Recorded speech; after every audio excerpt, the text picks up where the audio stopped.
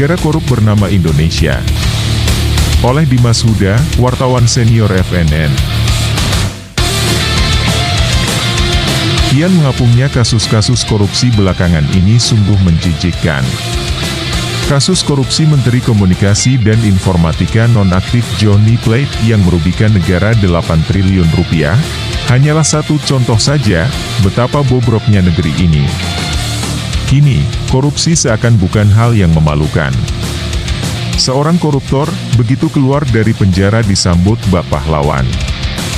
Ada lagi bekas narapidana korupsi yang kembali aktif berpolitik dan bercas-cicus tak tahu malu, dengan menunjukkan wajah tak berdosa. Sungguh sangat berbahaya ketika korupsi berubah menjadi praktik yang diterima secara budaya. Berurusan dengan korupsi membutuhkan institusi yang efektif. Dan yang terpenting pemimpin yang kredibel. Sementara, kesimpulan dari semua itu adalah kegagalan Presiden Jokowi dalam pemberantasan korupsi. Padahal korupsi merupakan salah satu hambatan paling serius untuk memperdalam demokrasi dan pembangunan ekonomi.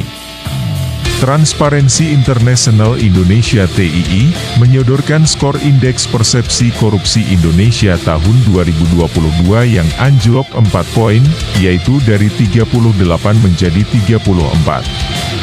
Tak cukup itu, peringkat Indonesia pun terjun bebas, dari 96 menjadi 110.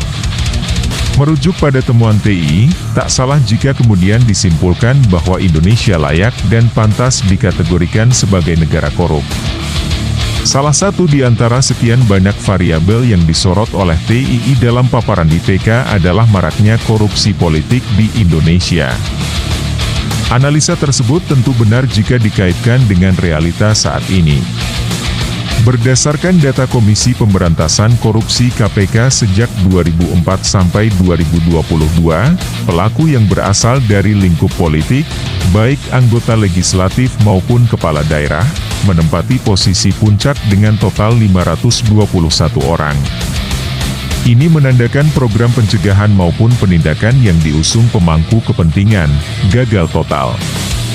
Pada awalnya, kita berharap Jokowi yang tampak bersahaja itu akan berada di depan dalam pemberantasan korupsi. Nyatanya, tidak demikian. Profesor Denny Indrayana, mantan Wakil Menteri Hukum dan HAM, menyebut Presiden Jokowi justru patut diduga melakukan tindak pidana korupsi. Laporan Ubaidillah Badrun, 10 Januari 2022 kepada KPK, memberi sinyal hal itu. Dalam laporan itu dijelaskan, ada penyuntikan modal dari satu perusahaan Ventura di luar negeri ke perusahaan anak-anak Presiden.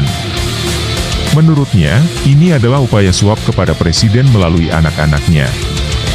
Konsepnya adalah trading influence, memperdagangkan pengaruh.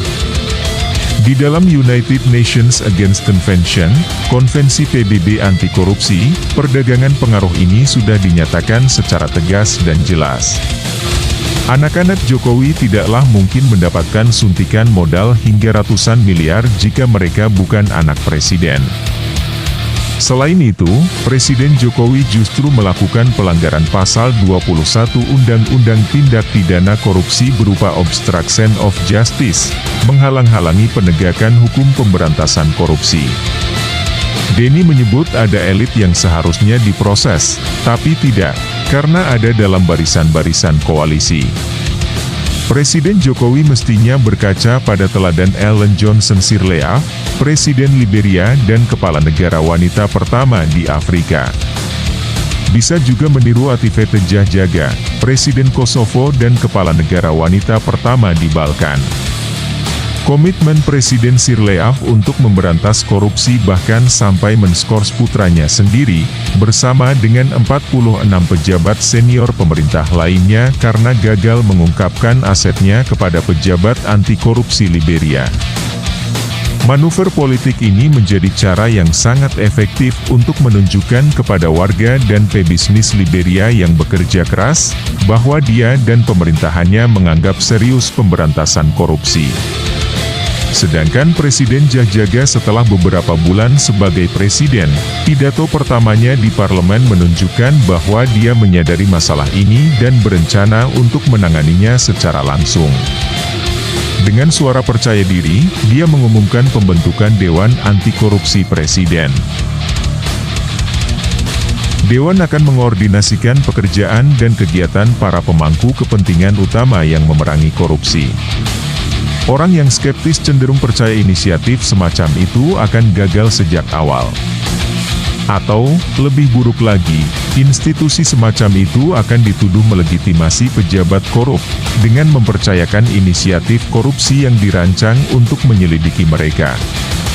Akan tetapi, praktik negara menunjukkan bahwa pemberantasan korupsi memerlukan pembentukan mekanisme pertukaran informasi yang efektif antara lembaga penegak hukum dan aktor lain yang terlibat.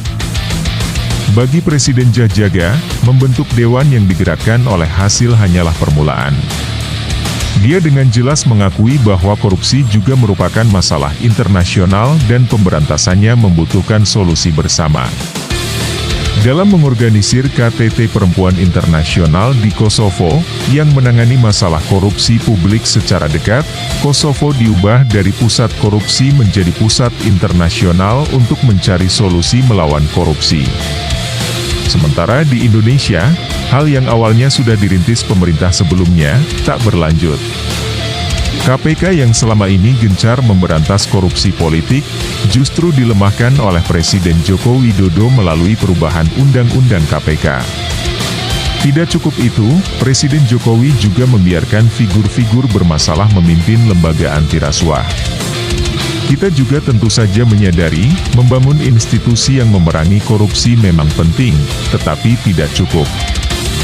Memerangi korupsi publik membutuhkan kemauan politik, tanggung jawab bersama, dan kerja keras di antara para pemimpin partai politik dan terpilih secara demokratis, oposisi politik, masyarakat sipil, dan warga negara.